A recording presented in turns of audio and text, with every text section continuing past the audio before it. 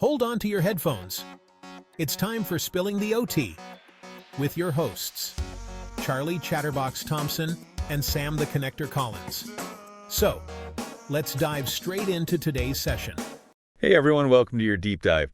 We're tackling something today that I think a lot of you are going to be interested in. We're going to be talking about the therapeutic use of humor. And we've got a research article here that looks specifically at how occupational therapists are viewing and using humor in their practice with clients. Oh, very cool. And, to kind of kick things off, this whole article starts with a story about this guy, Norman Cousins. Oh, yeah. Norman Cousins. What a fascinating case. Yeah, so this guy basically, he decides to laugh his way out of a really serious case of ankylosing spondylitis. Right. I mean, the doctors were like, this guy is not going to make it, Wow. And he's like, nope, I'm going to watch Marx Brothers movies and I'm going to read funny books.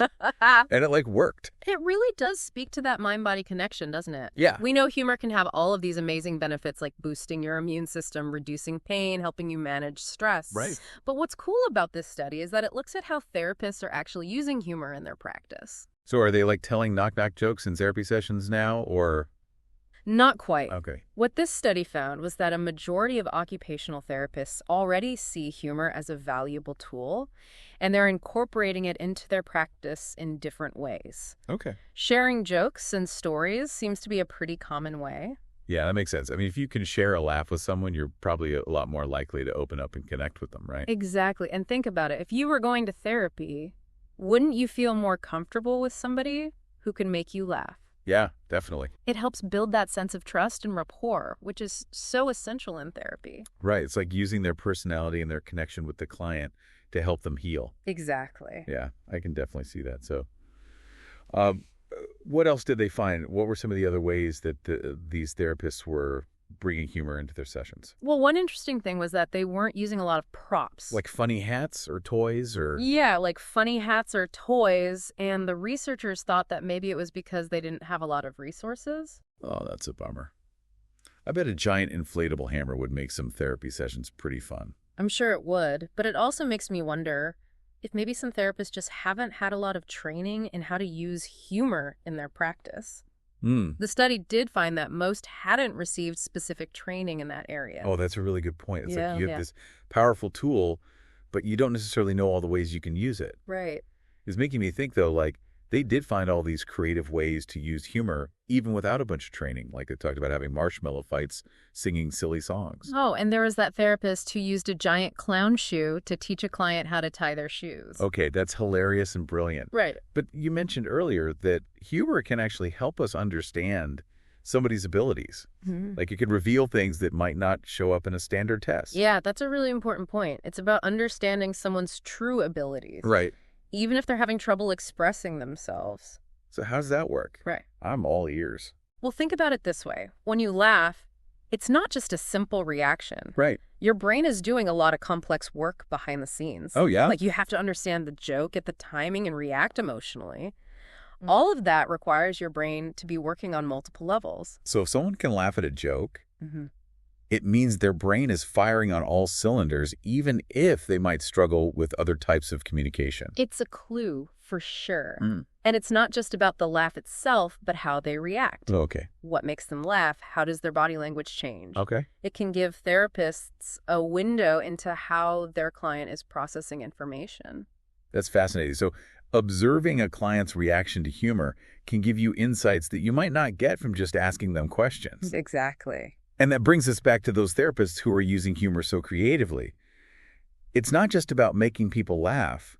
It's about using those laughs to help them heal. It's like weaving humor into the fabric of therapy itself. Yeah. And that brings us to some specific examples from the study. Are you ready to hear about some of the really creative ways these therapists were using humor? Absolutely. Let's hear it. All right. So picture this one therapist in the study talked about organizing a marshmallow fight with a group of clients. Oh, my gosh. Talk about stress relief. Okay, I have to admit, I'm a little jealous of those clients right now. That sounds like so much fun. Yeah. But I guess there's more to it than just flinging marshmallows around right Yeah, now. exactly. Remember how we were talking about how laughter involves your brain working on all these different levels? Yeah. Well, a marshmallow fight is tapping into that same kind of energy. You've got the movement, the tactile experience of the marshmallows, the surprise, the laugh. It all comes together to create a really positive and regulating experience for the client. So it's like you're tricking your brain into relaxing even if you're dealing with some pretty tough stuff. Right. It makes you think about all the different ways you can use humor beyond just telling jokes. Yeah. Absolutely. And that's what I love about the examples in this study. They're all about finding ways to integrate humor into the actual therapy activities. Yeah. It's not just an add-on. It's part of the process itself. Okay, give me another example. What else were these therapists doing? Oh, they mentioned using silly songs to help clients with memory and coordination. Oh, Think about it. If you're trying to learn a new skill and you can do it while singing a ridiculous song, Yeah. it's going to be a lot more fun and engaging. and probably a lot less frustrating too. Exactly. It kind of takes the pressure off. Right. Speaking of pressure, I'm curious about those therapists who haven't had formal training in using humor. Do you think that's holding them back? I think it's a huge missed opportunity. Yeah. Imagine if therapists had access to really solid training on how to use humor effectively. Not just telling jokes, but understanding the nuances of timing delivery and how to tailor humor to different clients' needs. Yeah, it could make a big difference. Not just for the clients, but for the therapists too. I can imagine that using humor could help prevent burnout. Absolutely. It's like an antidote to stress and compassion fatigue. Right. Because let's be real, working as a therapist can be emotionally demanding. Oh, yeah, for sure. If you can find ways to bring humor into your work, it can make a huge difference in your own well-being. So it's good for the therapist, good for the client. It sounds like a win-win situation. It really is. And this whole conversation is making me think about something.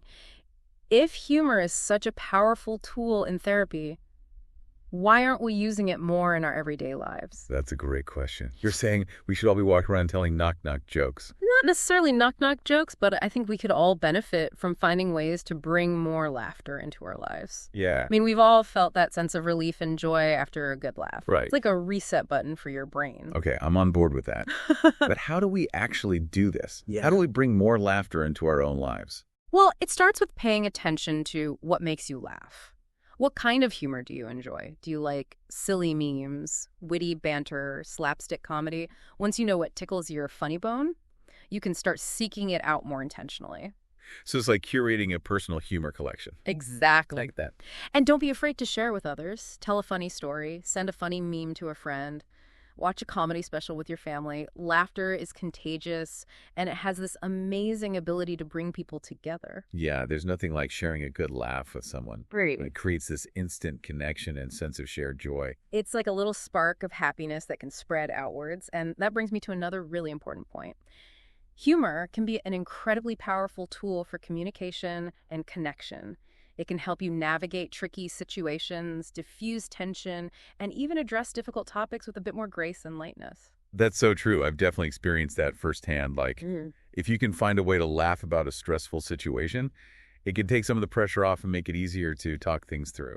Exactly. And I think a lot of that has to do with vulnerability. When you can laugh with someone, it creates a space for authenticity and connection. You're letting your guard down and showing your human side. Which makes it easier to build trust and understanding. Right. It's like humor creates a bridge between people, even if they have different perspectives or experiences. It's a beautiful thing, and I think it's something we could all benefit from, especially in today's world where it feels like everyone is so divided. If we could just find more ways to laugh together, I think we could build more bridges and create a more compassionate and understanding world. Okay, I love that. So we've talked about how humor can help us connect with others, but what about the benefits for ourselves? How can humor help us on a personal level? Well, we've already touched on some of the physical and mental benefits, like reducing stress, boosting your mood, even helping with pain management. But I think humor also has this incredible power to help us cultivate resilience and perspective. What do you mean by that? Well, think about it. When you can find humor in a difficult situation, it doesn't mean you're ignoring the problem. Right. It means you're choosing to find a moment of lightness and perspective in the midst of the chaos. So it's like a coping mechanism, but a healthy one. Exactly. It's about giving yourself permission to not take everything so seriously, to find the absurdity in the everyday, and to remember that even in the darkest of times, there's always something to smile about.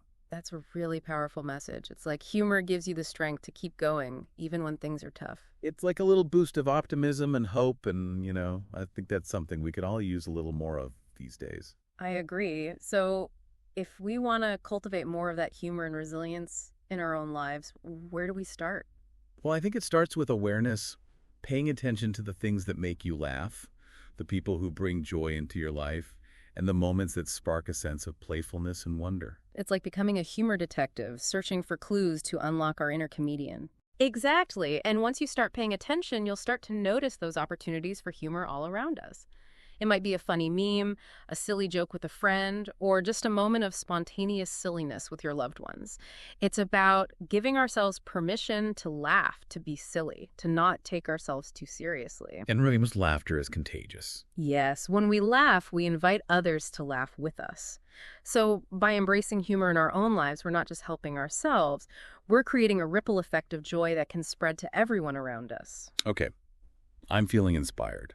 I'm ready to go out and find some more laughter in my life. But before I do, I want to hear what you thought was most surprising or insightful about this whole research study, what really stood out to you. So we've covered a lot of ground here, from Norman Cousins laughing his way back to health to occupational therapists using humor to help their clients. But I'm still curious about how we can apply this, even if we're not therapists. Like, are there specific things we can do to bring more laughter into our lives? You know what struck me most in this study was the reminder that humor is about so much more than just telling jokes. Yeah. It's about connection, about finding moments of lightness, about that feeling of shared humanity that a good laugh can bring.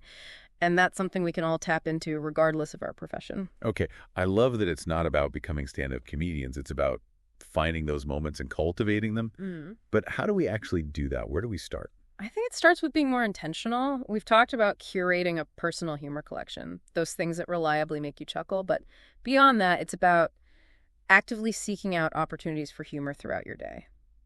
So what should I be carrying around, a joke book or something? Not necessarily. It's more about shifting your perspective. Like maybe you're stuck in traffic and feeling stressed instead of getting all worked up. Try to find the humor in this situation. Maybe make up a funny song about the traffic jam in your head. Okay, I can see that it's like choosing to find the funny side of things, even when things aren't ideal.